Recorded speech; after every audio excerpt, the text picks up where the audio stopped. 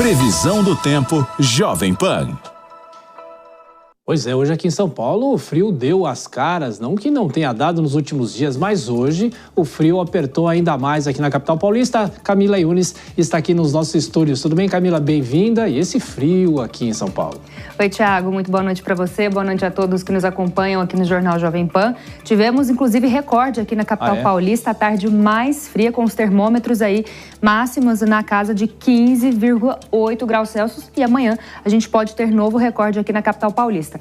Mas a cidade mais fria foi no Rio Grande do Sul, Santana do Livramento, que registrou menos 7,3 graus Celsius, bastante frio, e deve continuar assim porque nós estamos passando por uma onda de frio.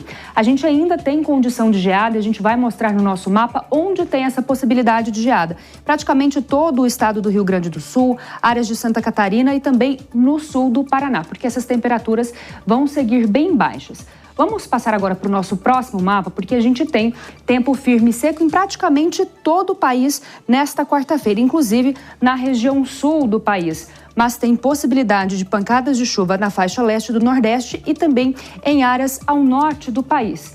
Trazendo um destaque com relação à chuva, o que mais chama atenção são as pancadas previstas aqui para a região sudeste, especialmente o litoral de São Paulo, Rio de Janeiro e Espírito Santo. A gente, inclusive, mostra mais uma arte com relação a esse volume de chuva muito significativo, que pode passar aí cerca dos entre 100 e 150 milímetros até a próxima sexta-feira. Então, deve chover bastante no Rio de Janeiro, nesses próximos dias, possibilidade aí de cerca de 50 milímetros e tem alerta de perigo com condição para deslizamentos aí em todo o estado do Rio de Janeiro, como também uma chuva um pouco mais forte no Espírito Santo. Mas vamos dar uma olhadinha aqui com relação às temperaturas para esta quarta-feira. A gente tem na capital paulista, olha só, mínima de 11 graus aqui na cidade de São Paulo e máxima de 14 graus. E aí sim, se bater esses 14 graus, a gente pode ter um recorde e uma garoa aqui na capital paulista. No Rio de Janeiro, mínima de 17, máxima de 22 graus, faz frio, para o carioca e também com aquela chuva mais intensa. Em Porto Alegre, mínima de 3 graus e máxima de 9 graus, com condição para geada. Em Aracaju, mínima de 23 e máxima de 27 graus. Thiago. Ô Camila, hoje é o primeiro dia de julho e o que se espera para esse mês em relação às temperaturas? Tiago, a gente deve ter um mês de julho com menos chuva e menos frio do que foi registrado nesse mês de junho. Vamos, inclusive, dar uma olhadinha aqui na nossa arte com relação às temperaturas. Olha só, toda essa área em vermelho, a gente tem a temperatura um pouco acima da média. E nesse vermelho mais escuro aqui, em áreas do norte e centro-oeste do país, a gente tem essa temperatura mais acima da média. Nessa faixa em azul, temperatura um pouco abaixo da média. E em branco, dentro do que é o esperado. Isso com relação às temperaturas. Agora vamos dar uma olhadinha com relação à possibilidade, a previsão de chuva para esse mês de julho. Olha só, praticamente todo o país deve ter esse volume de chuva dentro da média. Mas aqui, nessa área em verde, um pouco acima da média, e também condição semelhante para o norte do país.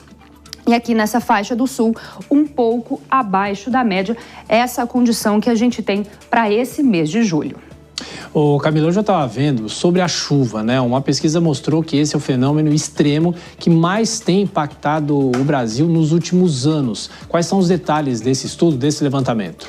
Pois é, Thiago, é uma preocupação muito grande, como a gente viu acontecendo no Rio Grande do Sul, e a gente separou essas informações também em uma arte, porque desde a década de 90, esses números vêm triplicando. Olha só, para a gente ter um comparativo. Na década de 90, foram mais de 2.300 ocorrências. Entre 2022 e 2023, subiu para mais de 7.530 ocorrências. Na década de 90, 27% dos municípios já tinham sido afetados aí por esses eventos extremos, por essa chuva muito forte. E agora, entre 2020 e 2023, subiu aí para 83% dos municípios afetados. E 86% das mortes por desastres climáticos são provocadas pelas chuvas. E aí, esse levantamento que foi feito pela Unifesp faz também um panorama e traça aí um projeto, de como deve ficar, na verdade, faz uma projeção para o final do século. E olha só, pode ter um aumento de até 30% no volume de chuva no sul e no sudeste e uma redução de 40% no volume de chuva em áreas ali do norte e do nordeste. E claro, né, Thiago, quando a gente fala desse grande volume de chuva, a gente volta a falar também da necessidade de nós termos cidades mais resilientes para que a gente possa lidar com essas mudanças climáticas, com essa chuva que fica cada vez mais frequente, né? Mas essa é uma discussão antiga aqui no Brasil e saber o que avançou desde lá da tragédia da região serrana no Rio em 2011 e a chuva que nós tivemos no Rio Grande do Sul. Bom descanso para você, a gente volta a se falar amanhã. Até!